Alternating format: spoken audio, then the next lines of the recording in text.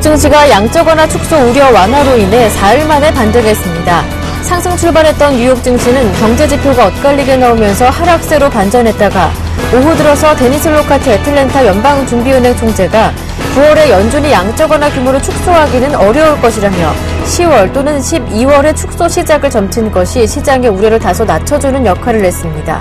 다우지수는 0.2% 올랐고 S&P 500 지수와 나스닥 지수도 각각 0.28%, 0.39% 상승했습니다.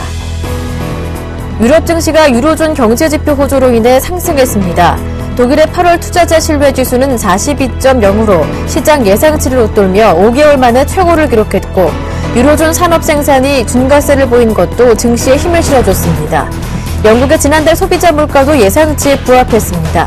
영국 증시는 0.57% 올랐고 프랑스와 독일 증시도 각각 0.51%, 0.68% 상승했습니다.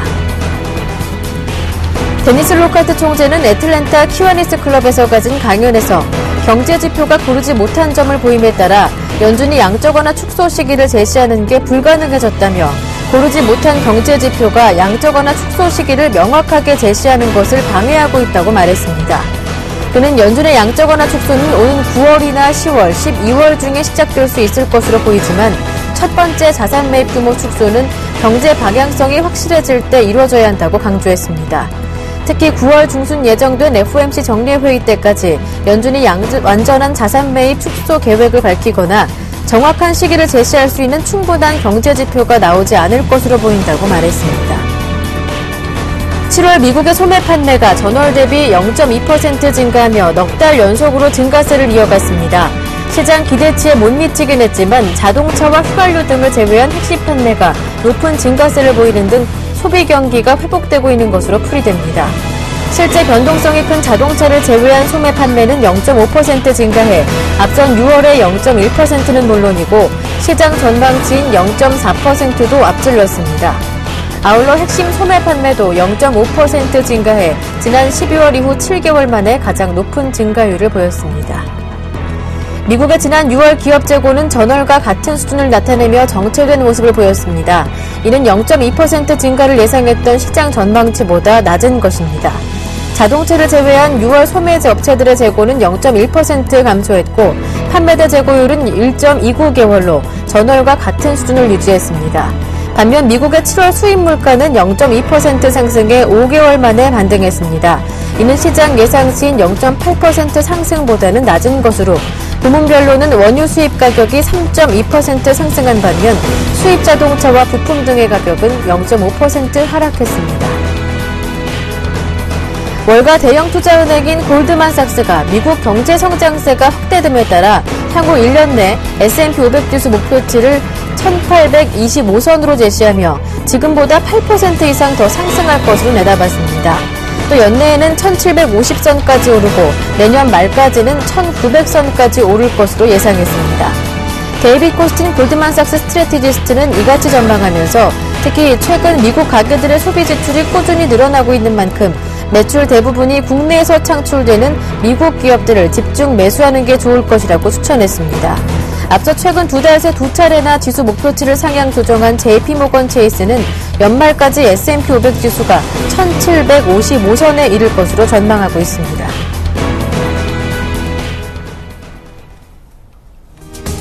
안녕하세요. 굿모닝 대박예감 김보람입니다. 앞서 마감된 뉴욕 증시와 유럽 증시 모두 상승으로 마무리됐습니다. 데니스 로카트 애틀랜타 연은 총재가 양적 완화 축소 시기에 대한 신중론을 펼치자 장중 하락했다가 뉴욕 증시는 장 막판에 투자 심리가 호전되면서 상승 마감했는데요. 장 초반에 발표됐던 경제 지표는 이렇다 할 호재가 되지는 못하는 모습이었습니다. 모두 전월치보다는 개선된 수치를 나타냈지만 전망치보다는 낮은 성적표를 내놨는데요. 7월 소매 판매가 전월보다 0.2% 정도 증가했지만 시장 기대보다는 못 미치는 수치였고요. 수입 물가도 0.2% 정도 올라서 5개월 만에 반등을 보였지만 0.8% 정도는 올라줄 것이라던 시장 기대치에는 못 미치는 수치를 나타냈습니다. 그에 앞서 유럽 증시도 상승으로 마무리됐는데요. 독일의 투자자 신뢰지수, 유로존 산업 생산 등이 호재를 보이면서 10주 만에 최고치로 마무리됐습니다. 글로벌 증시 마감 소식 정리해드리면서요. 이슈까지 점검해 보겠습니다. 굿모닝 대박예감 1부 출발합니다.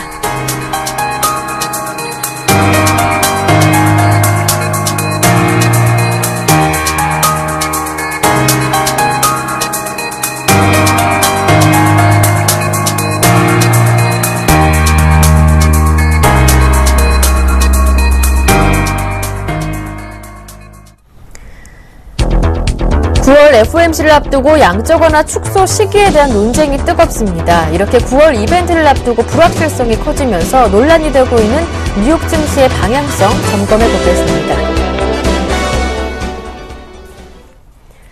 자세한 내용은 레이크쇼어 인베스터스의 이현민 이사님 모셔서 함께하겠습니다. 안녕하세요. 안녕하십니까.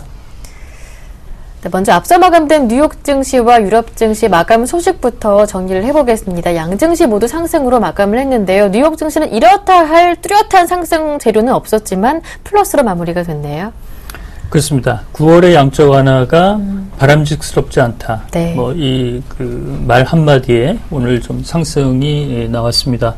역시 이제 투자 심리를 좀 누그러뜨리는 데니스 로카트 애틀랜타 연은 총재의 발언이 좀 있었고요. 오늘 뉴욕 증시는 애플 효과가 좀 있었습니다. 칼 아이칸이 대량으로 애플 주식을 매수했다라고 밝히면서 이제 얼마나 매수했는지 내일 이제 수치가 이제 공개가 될 텐데요. 애플이 4% 이상 오르면서 이틀간 랠리를 보였다는 점, 이런 점에서 나스닥 지수가 빼어난 상승세가 좀 나왔다고 보겠습니다. 오늘 다우지수는 0.2%가 오른 15,451포인트로 마감이 됐고요. 나스닥은 3,684포인트, 0.39%가 올랐습니다. S&P 500 지수는 1694포인트, 0.28%가 상승이 됐고요. 이렇게 보면 3대 지수 중에는 애플 효과가 있었던 나스닥 지수가 조금은 좀 더 상승폭이 컸다, 이렇게 볼 수가 있겠습니다. 오늘 뉴욕 증시는 10년 만기 미 국채 수익률이 2.71%까지 장중에 네. 상승하는 이런 부담에도 불구하고 그 상승세를 지켜냈다는 점, 이런 점에서 보면 시장의 고민도 함께 녹아 있다라고 볼 수가 있겠습니다. 오늘 장중에 발표됐던 미국의 소매 판매도 예상치보다는 조금 밑돌았고, 6월의 기업 재고도 5월과 비슷한 정체 수준을 보였다는 점, 이렇게 보면 경제 지표는 그다지 좋은 수준은 아니었습니다. 유럽 증시도 상승세를 유지를 했는데요. 그 상승세가 유지된 흐름이 계속적으로 현재 나오고 있는 상태입니다. 영국의 FT 지수는 0.57%가 상승이 됐고요. 독일의 닥스 지수도 0.68%, 프랑스의 깍크 지수는 상승세가 이어졌습니다. 이탈리아의 MIB 지수도 0.68%가 상승하면서 비교적 좋은 수치가 나타난 점, 오늘 특징이라고 볼 수가 있겠고, 특히 오늘 발표된 경제 지표 중에서는 7월에 유로존의 산업 생산이 전달보다 0.7% 증가했다는 소식이 시장의 투자 심리를 좀 북돋았고요. 독일의 8월 투자자 신뢰 지수도 예상치 39.9를 웃도는 42로 발표가 되면서 이제 오늘 발표될 2분기 유로존의 경제 성장률, 이런 쪽에도 기대감이 조금은 살아나는 모습이었습니다.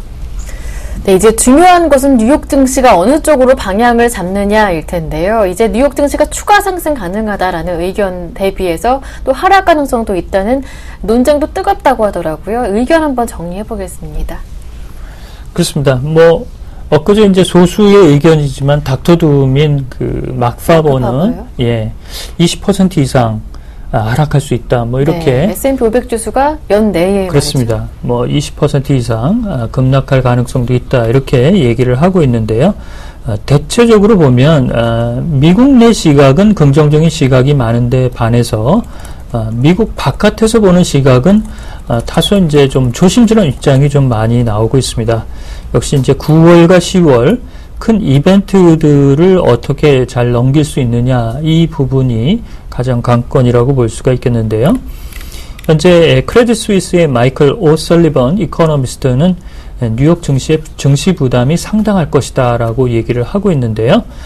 간밤에 핀코의 공동 CEO인 엘 에이리언도 연방정부의 부채 한도 상향, 이 문제가 여전히 진전이 없기 때문에 9월에 굉장히 시끄러울 것이다 라고 얘기를 하고 있고요.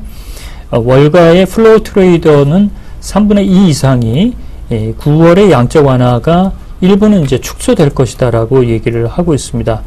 또 이제 미국 바깥에서 일본의 소비세 인상이 9월 정도에 어느 정도 이제 얼추 그 가닥이 나올 텐데요.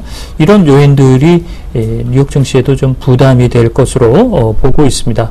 그렇지만 골드만삭스는 오늘 새벽에 1년 이내에 S&P 500 지수가 1825포인트까지 오를 것이라고 얘기를 했는데요. 오늘 S&P 500 지수가 1700선 언저리 수준이니까요. 이보다도 약 8% 정도 현재 상승 여력이 있는 것으로 보고 있습니다. 미 경기를 보는 수준도 골드만삭스는 낙관적으로 보는 반면에 크레딧 스위스는 미 경기 전망이 하반기 들어서는 다소 주춤할 것이라는 시각이 현재 팽팽히 엇갈리고 있어서 9월에 대형 이벤트를 앞두고 불확실성이 조금씩 더 고조되지 않을까 이렇게 볼 수가 있겠습니다. 네. 앞서도 잠깐 짚어주셨었는데요. 데니스 로카트 애틀랜타 연은 총재가 양적완화 축소 시기 신중론에 대해서 의견을 펼쳤습니다. 일단 경제 지표가 엇갈리고 있기 때문에 지금은 좀 이른 것 아니냐라는 의견인데 조금 자세하게 얘기를 들어보겠습니다. 개인적으로 봐서는 지난주에 이제 한번 연설을 했고요. 일주일 만에 이제 다시 연설을 했는데요. 그 진위나 의미를 좀 부여하기에는 좀 함량 미달인 부분도 있는 것으로 보입니다. 지난 7일 날 연내 양적 완화는 있을 것이다라고 얘기를 했고 10월로 예측을 했는데요. 이번 이제 새벽에 연설을 통해서는 9월은 적절하지 않다라고 얘기를 했습니다. 그렇다면 9월과 10월 어떤 한 달 만에 어떤 큰 차이가 있겠느냐 이런 부분은 다소 좀 아리송한 부분이라고 볼 수가 있겠는데요. 역시 이제 데니스 로카트 애틀랜타 연방은행 총재는 경제 지표가 혼재된 수준으로 나오고 있기 때문에 이를 좀 충분히 들여다볼 필요성이 있다라고 얘기를 했고 10월이든 12월이든 구체적 시기는 함구를 했습니다. 그렇지만 이렇게 이제 연준의 후임 수장이 나오지 않은 상태에서 연방은행 총재가 그때그때 발언을 바꾸는 것이 증시에 커다란 도움이 될 수 있는 부분보다는 부정적 여파가 좀 많다라고 볼 수가 있겠고요. 그 내용 때문에 9월이 적절하지 않다는 이런 내용 때문에 오늘 뉴욕 증시가 오르긴 했지만 다소 피로감이 누적된 그런 부분이라고 볼 수가 있겠습니다. 네, 이렇게 해서 미국 증시 이야기 한번 나눠봤고요. 이제 일본 쪽으로 한번 넘어가 보겠습니다. 이번 주 월요일에 발표가 됐었죠. 일본의 2분기 GDP 성장률 예비치가 한번 공개가 됐었는데 이 시익 성적이 기대에는 미치지 못했습니다. 그러자 어제 일본에서 법인세율 인하 카드를 검토하고 있다라는 발언이 있었는데 이게 또 증시 호재가 돼서 니케이 지수가 2.6% 정도 올랐었어요. 그렇습니다. 이제 아베 총리가 20일까지 휴가인데요. 네. 휴가 중에도 이렇게 챙기는 것을 보면 그만큼 이제 긴장하고 있다라는 것을 그대로 그 시장에 나타내주는 증표가 아닌가라고 볼 수가 있겠습니다. 2분기 GDP가 엊그제 이제 발표가 됐는데요. 일본 2분기 GDP 예비치가 0.6% 전분기 대비 0.6% 증가에 그치면서 1분기 대비해서도 부진한 그런 흐름이 나왔습니다. 그렇지만 일본 내부에서는 아직까지는 조금 더 경기 성장세를 좀 낙관적으로 보는 시각도 있는 것으로 보입니다. 아베 총리가 이런 그 부진세에 대해서 법인세 인하 카드를 현재 만지작거리는 것으로 볼 수가 있겠는데요. 현재 일본의 법인세율은 38%, 꽤 높은 수준입니다. 미국의 35%에서 오바마 대통령도 현재 28% 정도 수준으로 내리겠다라고 얘기를 하고 있는데요. 일본도 25 내지 30% 구간 정도에서 현재 맞출 것을 관계부서에 검토하도록 지시가 나왔습니다. 기업들이 현금 보유량이 늘고 기업의 실적도 개선이 되고 있지만 임금 인상은 주저하고 있고 자본 투자에 적극적으로 나서지 않는다는 점, 이런 점에서 법인세를 인하를 해서 임금 인상을 독려를 하게 되면 국민들이 소비세 인상이 되더라도 임금이 조금은 올랐기 때문에 이를 좀 무마해주지 않을 것인가 이런 내용의 관측을 할 수가 있겠는데요. 이것이 이런 내용을 좀 선제적으로 감안해서 법인세 인하 카드가 나온 것인지는 다소 불분명하다고 하겠습니다.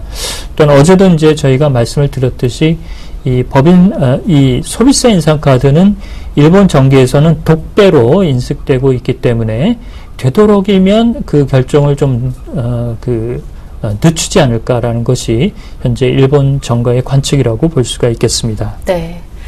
지난달 일본 통화정책회의의 의사록도 공개가 됐는데요. 그 안을 들여다보니까 이제 양적 완화 정책의 부작용에 대해서 일본 중앙은행 위원들이 많이 걱정을 하고 있다는 내용이 담겨 있었다고요. 그렇습니다. 정책위원들이 이제 부작용을 좀 걱정하고 있는데요. 그렇지만 네. 현재의 기조를 이렇게 거둬들이겠다 이런 쪽은 아니고요. 네. 이제 장기적으로 가게 되면 시장에 좀 부정적 여파가 미칠 것을 좀 염려한다라고 볼 수가 있겠고요. 또한 경기 판단을 2달 연속 현재 회복 기조라는 리커버리라는 단어를 쓰고 있는데 이것도 이제 낙관하기는 좀 힘들다는 정책위원 간 좀 설전이 있었던 것으로 보입니다. 또한 BOJ가 2년 내 인플레이션 2% 목표치를 위반하는 것도 달성이 좀 어려울 것으로 보고 있어서 이런 여러 가지 측면에서 이제 걱정이 좀 많다라고 볼 수가 있겠는데요. 앞서 말씀드린 대로 소비세 인상 카드가 물거품으로 날아가게 되면 일본 BOJ가 현재의 유동성 공급의 정책 기조도 굉장히 타격을 받을 공산이 크다라고 볼 수가 있겠습니다. 네, 글로벌 이슈 진단 오늘 순서 여기에서 마무리하겠습니다. 지금까지 레이크쇼 인베스터스의 이현민 이사님과 함께했습니다. 고맙습니다.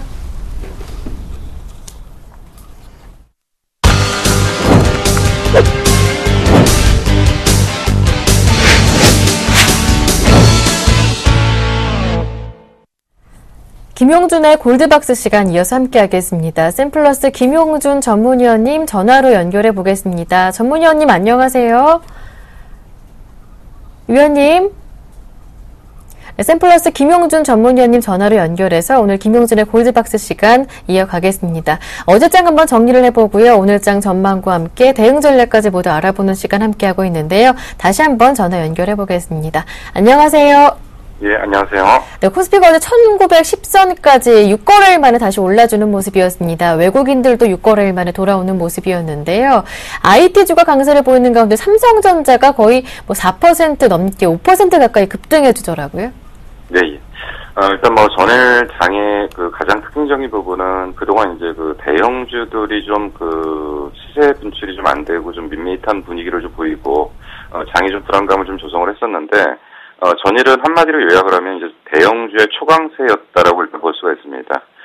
시가총액 1위, 2위 업체인 삼성전자하고 현대차가 지수를 받쳐주면서, 그동안 이제 저항선으로 작용을 했던 1900선은 이제 강하게 이제 상향 돌파를 했는데, 물론 이제 전일 삼성전자가 올라갔던 거에 대해서는, 일부 재료가 좀 있었죠. 자사주 매입설이라는 것이 이제 장내에 돌았었는데, 결국 이제 삼성전자가 자사주 매입을 부인하면서, 삼성전자 이제 추가적인 상승이 오늘까지 이제 강하게 이어지기는 좀 어렵겠지만, 그러나 어쨌든 간에 전일, 굉장히 중요한 자리에서 어떤 변화들을 좀 보였다. 그래서 이제 지속적으로 이제 말씀드렸던 게 이제 삼성전자 기준으로 봤을 때는, 우리가 이제 좀 박스권으로 좀 봐야 될 필요가 좀 있고요. 현재 실적 기준으로 분명히 저평가인 건 맞습니다. 그러나, 계속적으로 나왔던 게 이제 3분기 이후에 실적에 대한 우려치들이 좀 있기 때문에, 결국 이제 삼성전자는 130만 원을 넘겨서 130만 원 중반대 정도까지 간다면 조금 좀 저항을 좀 받을 것 같고요. 자동차 같은 경우는 지금 파업 관련된 얘기들이 있음에도 불구하고 전혀 강세를 좀 보였습니다.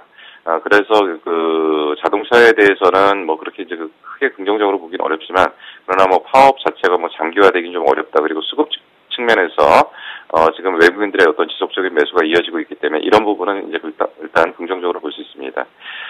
그런데 대형주의 강세장이 나타나면서, 중소형주들이 이제 살짝 이제 대형주가 강해지니까 중소형주들이 이제 차익 매물들이 좀 나오거나 일부 하락 반전하는 모습들을 좀 보이다가, 결국은 이제 워낙 전일은 이제 장이 좋았기 때문에, 장 막판 무렵에 중소형주들 역시도, 다시금 일부 상승세로 전환하거나, 아니면 낙폭을 좀 축소하는 그런 분위기를 보이면서 중소형주는 지금 대형주의 어떤 그 힘에 의해서 눈치 보기를 좀 보고 있다라고 일단 볼 수가 있습니다. 수급적인 측면에서 일단 긍정적인 요소들은 외국인들이 그 최근 현물 매도 규모를 한 이틀 정도 줄이고 있으면서 반대쪽에서는 선물을 매수했던 부분들이 특징적이었는데 전일 같은 경우에는 그 선물 매수와 현물 매수를 동시에 하면서 현선물 매수가 전환되면서 수급적인 측면에서 상당히 긍정적이라고 일단 볼 수가 있습니다. 기관들 쪽에서는 특징적인 부분들이 계속적으로 말씀드리는 게 연기금은 꾸준한 매수를 하는데 연기금이 주식을 사가지고 주가가 못 올라가는 가장 큰 이유가 연기금은 저가에 사서 장기 보유하는 패턴이기 때문에 시세의 어떤 그 변화를 주는 그런 매매들을 좀 잘 안 한다라고 볼 수가 있는데 그렇기 때문에 그 현재 지수가 올라가려고 그러면 투신이 가세를 해줘야 되는 게 필요하다. 근데 투신이 전일까지 이틀 연속 그 매수에 가세를 하면서 지수 상승의 일정 부분을 같이 끌고 갔다라고 일단 볼 수가 있습니다. 전일 특징적인 부분들은 분명한 것은 특별한 호재는 없었습니다. 특별한 호재는 없었지만 결국 대형주주의 강한 반등이 나오면서 지수에 대한 불안감은 잡아줬다라고 일단 볼 수가 있습니다.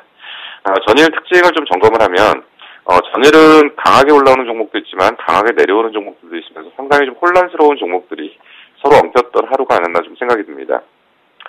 대표적으로 실제 실적 호조가 나타날 걸로 일단 보여지면서 움직였던 종목들이 서울반도체나 인프라웨어 같은 게 이제 실적 호조를 통해서 전에 이제 강세를 좀 보였던 종목이고요. 오히려 이제 실적 우려 때문에 이제 그 게임 관련주들이 전반적으로 약세를 좀 보였습니다. 그래서 게임 비리 좀 큰 폭으로 좀 빠졌고요. 뭐 휴비츠, 일진머티리얼즈 이런 것들이 이제 그 실적 우려감 때문에 주가가 이제 그 큰 폭으로 좀 하락을 하는 모습을 좀 보였고요. 그리고 이제 주가 조작 우려 때문에 광림이나 미래산업 같은 것이 가격 제한 폭까지 내려가는 이런 부분들을 좀 보였던 하루가 아니었나 좀 생각이 듭니다. 이제 전일 또 특징적인 부분들은 분명한 것은 이제 대북 관련 기대감 때문에 이제 주가가 이제 급등하는 종목들을 좀 나타났는데 현대상성이 이제 어제 이제 상한가를 진입을 했습니다. 그래서 현대상성이 이제 바닥권에서부터 최근 상승폭이 좀 상당히 큰데요. 9,200원 정도의 저점에서 지금 어제 기준으로 22,000원 정도까지 올라오니까 이 대북 관련 쪽의 움직임들은 이제 추세적으로 좀 이어지고 있다라고 일단 볼 수가 있고요.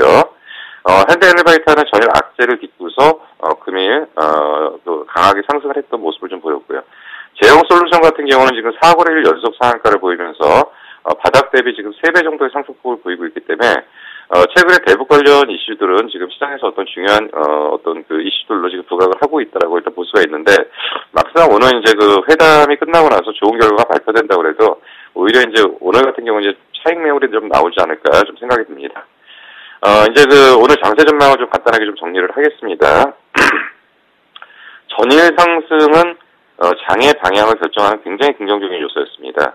그래서 일단 장의 방향이 이제 추가적인 하락 쪽으로 보기보다는 일단 긍정적인 시각으로 조금 전환을 좀 시켜야 될 필요가 좀 있습니다. 그리고 삼성전자 기준으로는 한 135만 원 정도까지의 상승 여력은 좀 있어 보이고요. 현대차 기준으로는 한 24만 원 정도까지 상승 여력은 좀 있어 보인다고 한다면 삼성전자하고 현대차가 4%에서 5% 정도 상승 여력이 있고 주변주가 추가적으로 상승을 한다면 전체적으로 지수 밴드는 좀 올려야 될 필요가 좀 있습니다. 그래서 제가 앞부분에 제시했던 지수 밴드는 1940 정도인데 일단 1차적으로 저항은 1930을 받겠지만은 지수 밴드를 좀 올릴 필요가 좀 있다. 그래서 지수 밴드는 1960에서 1990까지 요거는 상황을 봐가면서 60이 될지 90이 될지 좀 결정을 해드리도록 하고요. 그래서 지수는 긍정적으로 좀 보실 필요가 있고요. 코스닥 역시도 오늘 정도까지 거의 조정이 마무리가 된다라고 하면 다시 상승세로 전환된다면 앞에 고점이 589포인트인가 7포인트 정도 나왔기 때문에 이번에는 거의 600 정도까지 근접할 가능성이 좀 굉장히 크다라고 일단 볼 수가 있습니다. 그래서 이제 당분간은 지수의 부분은 좀 부담스럽지 않게 보셔야 될 필요가 있고요. 당분간은 좀 지수를 무시하면서 종목별 접근이 필요하다. 단 여기서 한 가지 좀 주의할 거는 거래소는 1870이 이탈하지 않는 범위 내에서 코스닥은 540이 이탈하지 않는 범위 내에서 이제 종목의 개별적인 내용만 갖고 접근을 하실 필요가 좀 있지 않은가 좀 생각이 듭니다. 그래서 이제 본격적인 종목별 대응 장세 그리고 종목 장세가 펼쳐지는 걸로 볼 수가 있을 걸로 판단이 됩니다. 네, 앞으로 삼성전자와 현대차 3에서 5% 정도 추가 상승 여력은 있다 말씀해 주셨고요. 앞으로는 지수는 무시하시고 코스피는 1870선 이탈 전까지, 코스닥은 540 이탈 전까지 종목별로 대응해보자라는 전략까지 세워주셨습니다. 지금까지 샘플러스 김용준 전문위원과 함께했습니다. 고맙습니다. 예, 감사합니다.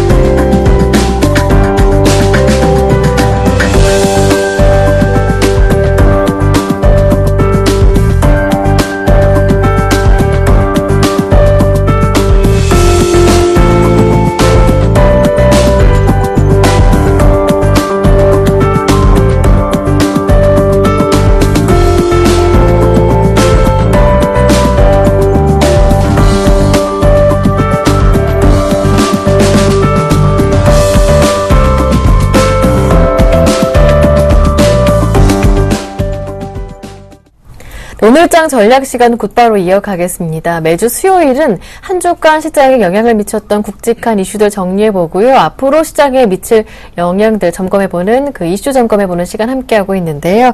네, 오늘은 우리 유진투자증권 압구정 지점의 정승영 과장님 모시고 이야기 함께 나누겠습니다.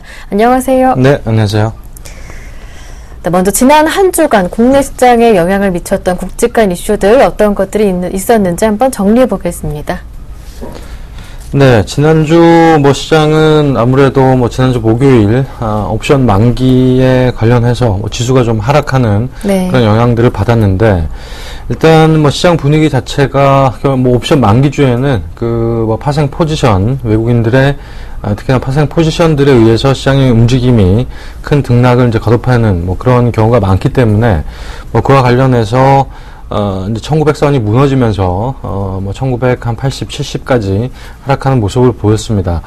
하지만 그 이후에 어제까지 해서 시장에 외국인의 매수가 어제는 또 적극적으로 들어오게 되면서 1900선을 다시 회복하는 모습을 보여줬는데, 하지만 시장에서 1900선을 회복은 했지만 특별한 경제 지표라든지 그리고 모멘텀이 있어서 회복했다라기보다는 지금까지 사지 않았던 그렇다고 또 우리나라에서 공격적으로 팔지도 않았던 그런 외국인들이 다시 어제 일정 부분 순매수세가 들어오면서 시장의 반등을 이끌었다라는 거는 결국에는 수급에 의해서 단기적인 외국인이 팔거나 사는 이런 힘들에 의해서 시장이 상승을 하고 하락하는 그런 시장의 분위기가 아닌가라고 보여지고 있고, 그렇다고 본다면 지금 시장에 가지고 있는 기초적인 체력 그리고 경제 지표라든지 모멘텀이라든지 이런 부분들에 있어서는 좀 상당히 어느 정도 일정 부분은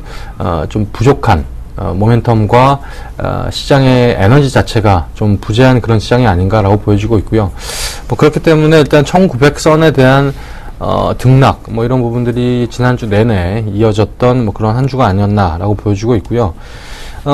그리고 일단 코스피 기업들은 대부분 굵직굵직한 기업들은 7월달 그리고 8월 초에 실적 발표가 마무리가 됐고, 그리고 이제 지금 최근에 실적 발표가 나오는 기업들은 대체적으로 코스닥 기업들, 어제도 서울 반도체라든지 그리고 게임빌 이런 회사들이 실적 발표를 하면서 주가의 향방이 엇갈렸는데, 서울 반도체는 실적이 잘 나오면서 급등하는 모습을 보여줬고, 게임빌 같은 경우에는 예상보다 실적이 또 좋지 않게 나오면서 또 급락하는 모습을 보여줬습니다.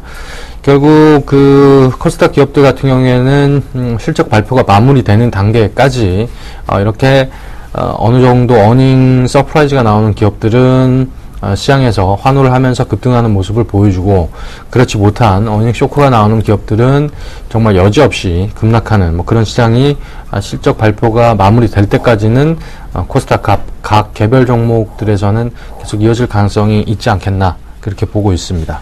네, 아직까지는 뚜렷한 모멘텀이 없는 가운데 시장 등락을 반복하면서 에너지가 없는 흐름이 이어졌었다 말씀해 주셨는데요. 이제 내일은 하루 우리가 광복절로 휴장을 하게 되지만 이제 오늘 밤에 유로존의 2분기 GDP 결과도 나오게 되고요. 긍정적인 결과를 전망하는 시각들이 많습니다. 그리고 어제 장에서 1910전 회복하면서 외국인들도 돌아오는 모습이었는데 이제 앞으로의 한 주간 시장을 이끌 굵직한 이슈 어떤 것들 정리해 볼 수 있을까요?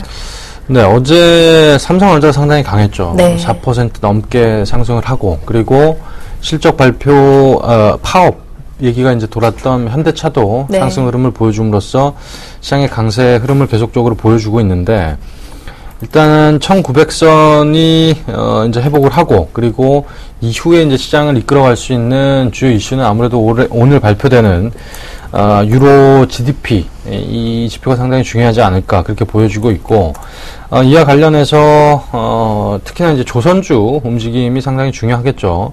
조선주가 어떤 식으로 움직이느냐, 그리고 이 실적 발표, GDP 이 지수 발표가 이제 나오게 되면 어느 정도 유럽의 경기 회복 기대감 이런 부분들이 불거질 가능성이 높기 때문에 그와 관련해서 가장 우리 시장에서 유로 경기 회복과 맞물려서 업황이 개선될 가능성의 여지가 상당히 높은 업종 자체는 조선주가 아닌가 그렇게 보여지고 있고요.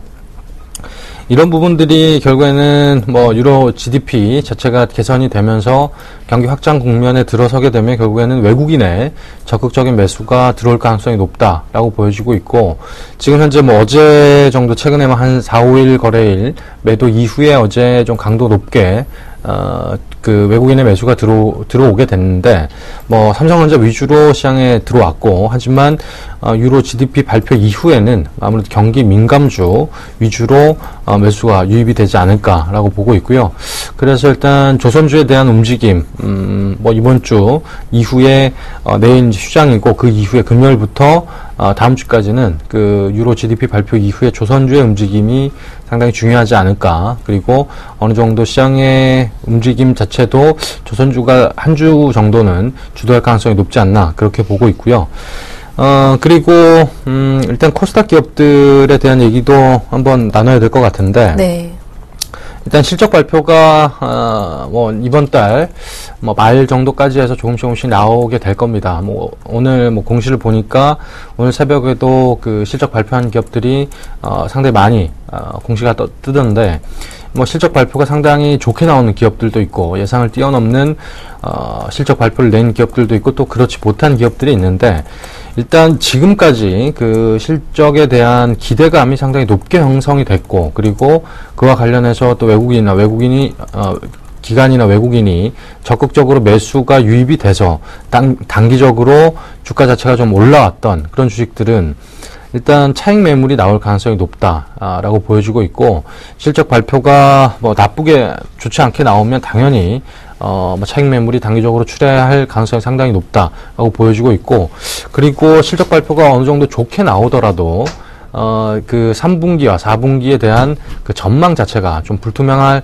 가능성이 높기 때문에 그와 관련해서 일단 시장의 그 실적 발표에 대한 코스닥 기업들 뭐 이런 부분들이 어떤 식으로, 그리고 굳이 또 코스닥 기업들을 매수를 하신다라고 한다면 실적 발표가 다 마무리된 실적 발표가 아직까지 나오지 않는 기업들은 굳이 지금 매수할 필요는 없지 않느냐, 실적 발표가 다 나온 이후에 매수에 가담하실 필요가 있지 않나 그렇게 보여지고 있고, 실적 발표가 다 끝난 기업들은 어느 정도 시장의 뭐 움직임 뭐 이런 부분들을 확인하고 접근하시면 뭐 될 것 같다 그렇게 보고 있습니다. 네, 이제 유로존의 2분기 GDP가 발표된 이후 다음 주까지는 경기 민감주, 특히 조선주의 움직임 주목해서 살펴보시는 게 중요하겠고요. 코스닥은 이제 실적 발표를 남겨둔 개별 종목들 리스크 관리 중요하겠다 조언 남겨주셨습니다. 지금까지 유진투자증권의 정승현 과장님과 함께했습니다. 고맙습니다. 네.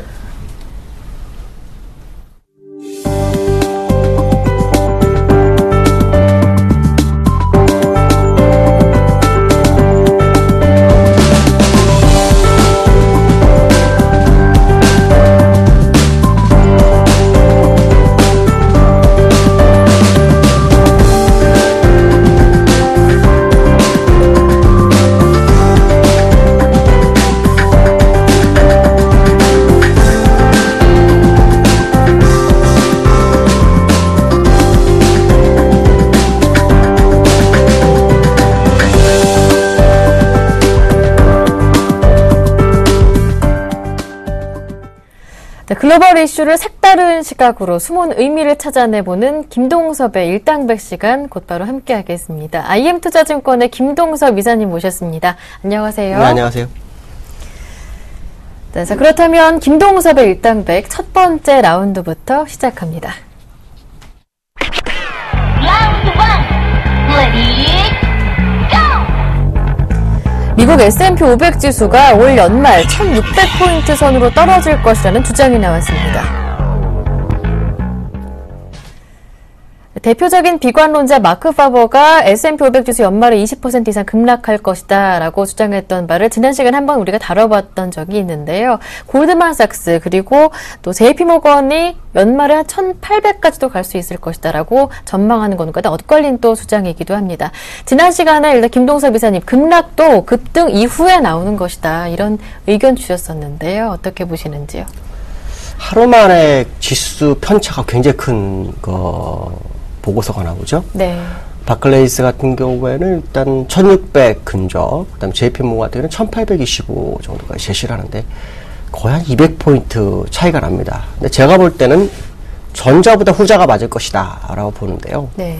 바클레이스가 1600을 제시하는 이유는 양쪽 간의 축소가 다가오고 있기 때문에 이거 시장에 영향을 줄 것이다 라는 부분, 또 하나는 9월에 있을 정부 부채 상한 문제가 시장에 발목을 잡을 것이다 라는 생각을 하는 것 같습니다. 근데 제가 볼 때는 두 가지 다 시장 발목을 못 잡을 것이다 라고 보여주고 있고요. 첫 번째 정부 부채, 양쪽 간의 축소에 대한 문제, 이것은 시장에 상당한 영향을 벌써 미치고 있고 그 영향은 벌써 한두 달 전에 다 거의 한 선반 영향 80% 이상 됐다라고 봐야 될 것 같고요. 실제로 로카트 연준위원 같은 경우에는 지금 양적 완화가 9월에 좀 어려울 수 있다라는 얘기를 하고 있죠. 이런 부분을 본다 그러면 양적 완화 축소가 시장에 영향을 좀 제한적일 것이다라고 봐야 될 것 같고요. 두 번째는 정부 부채 상한에 대한 문제인데 저는 이게 오히려 호재로 둔갑할 수도 있다라는 생각을 합니다. 이유는 2011년도 8월이죠. 그 당시 정부 부채 상한해 가지고 공화당과 민주당이 정치적 싸움을 하다가 시간을 유예해주는 정도로 끝내는데 문제가 된 것은 뭐냐면 S&P가 미국 신용등급을 강등하면서 주가가 폭락을 해서 금융위기가 왔어요. 그 위기가 오면서 문제가 됐던 게 뭐냐면 유로존이 금융위기가 더 부각되는 상황까지 발생하는 문제가 있었죠. 이런 부분을 본다 그러면은 공화당 입장으로서는 그 이후에 선거에서 대패를 했기 때문에 이번에 학습 효과에서 또 발목을 잡기는 어려울 것이다. 그러니까 정부 지출을 가지고 얘기는 하겠지만 정부 부채 상한을 통해서 정부의 어떤 디폴트 상황으로 이끌어가는 행위는 다시 하지 않을 확률이 굉장히 높다라는 거죠. 그래서 이것이 오히려 너무 쉽게 끝나면서 주가를 더 끌어올리는 재료가 되지 않겠느냐라고 판단하기 때문에요. 제가 볼 때는 연말 지수는 1800대가 맞을 것이다 라고 판단하고 있습니다. 네. 네, 이번에는 바클레이스 전략가가 1600 이하로 내려갈 것이다. 비관적인 전망을 내놨는데요. 아니다. 골드만삭스 그리고 JP모건과 마찬가지로 연말에는 1800까지 무난하게 갈 수 있지 않을까? 김동섭 이사님의 의견이었습니다. 지금부터 두 번째 라운드 시작합니다.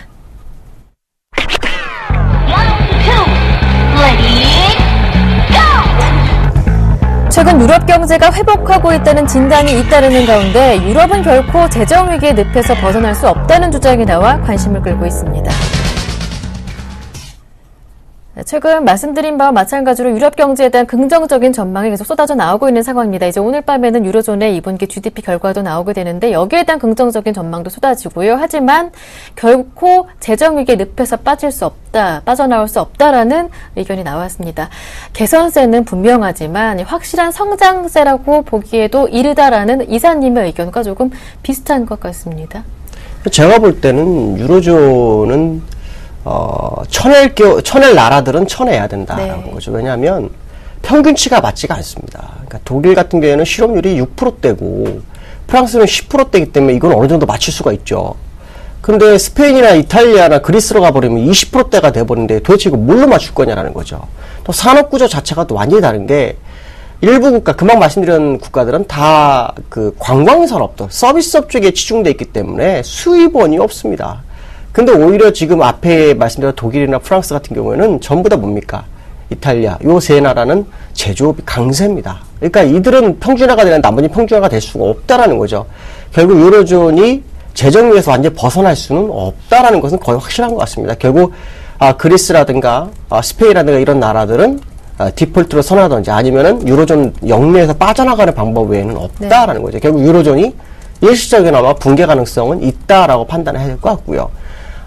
완전히 회복 못할 것이다라는 생각은 안 합니다. 시장이 살아나면 경기는 살아나죠. 근데 문제는 뭐냐면 시장의 가장 큰 나라는 미국이나 중국도 완벽하게 살아나지 못하는 그런 상황에 있다면 스페인이라든가 그리스라든가 아일랜드가 이런 나라들이 살아나기는 쉽지 않을 거라는 거죠. 그렇기 때문에 아마도 유로존의 금융위기가 빠져나올 수 있는 부분은 제한될 것이다 라고 보는 것이 더 정확할 것이다. 다만 우리가 봐야 될 것은 뭐냐면 아주 큰 환자가 몰핀을 계속 맞다가 호전세가 나타나면 그 결과를 가지고 좀 더 나은 처방을 할 수 있는 기회가 오듯이 유로존도 그런 처방을 하는 과정 속에서 주가를 끌어올릴 수 있고 그 다음 위기 국가 중에 일부는 살아날 수 있는 그런 기회는 있다는 거죠. 그것이 글로벌 시장에 영향을 줄 겁니다. 아마 오늘 같은 경우에 이제 유로존 자체의 GDP 성장률이 0.6% 정도 예상을 하고 있거든요. 이런 부분들은 시장에 도움이 된다는 거죠. 그러나 전체적인 유로존의 모습은 아마 금융위기를 완벽하게 벗어나기는 쉽지 않을 것이다 라는 생각을 해봐야 될 것 같습니다. 네. 유로존 재정 위기국 간의 편차가 워낙 크기 때문에 결국 유로존 전체가 재정 위기에서 빠져나올 수 있는 것 그렇게 쉽지는 않다라는 말씀이었습니다. 너무 섣부른 낙관론에 일침을 놔주셨습니다. 이어서 김동섭의 일당백 세 번째 라운드 시작합니다.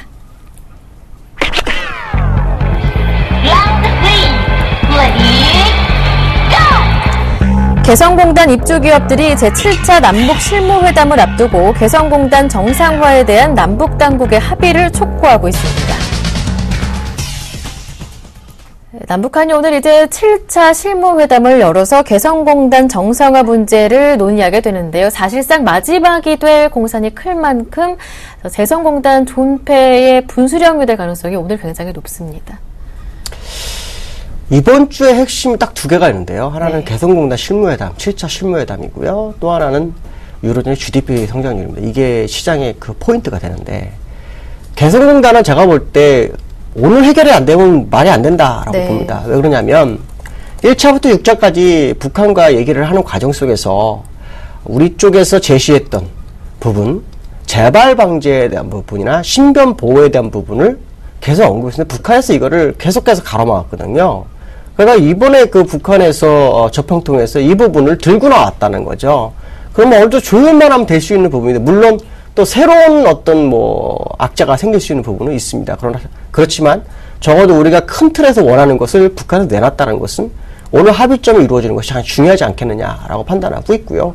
제가 볼 때는 오늘 아마 합의가 이루어질 확률을 저는 상당히 높게 보고 있기 때문에 이것이 이제 그동안 북한과의 대화를 한다는 거는 주시장에 영향을 못 줬지만 이게 합의가 이루어진다면 주시장에 상당한 영향을 줄 수 있다라고 판단하기 때문에 제가 볼 때 오늘 가능성이 굉장히 높다. 물론 아주 미세한 부분은 조금 더 시간을 더 얘기할 수 있겠지만 큰 틀의 부분만큼은 해결되지 않겠느냐라는 생각을 해보고 있습니다. 네. 오늘 합의가 이루어질 가능성 높다고 말씀해 주셨고요. 이렇게 된다면 증시에 미치는 영향도 긍정적이다 말씀해 주셨습니다. 내일 이제 광복절 휴장을 마치고 돌아올 금요일장에서 조금 더 발걸음이 가벼웠으면 좋겠습니다. 지금까지 김동섭의 일당박 함께했습니다. IM투자증권의 김동섭 이사님과 함께했습니다. 고맙습니다. 네, 감사합니다.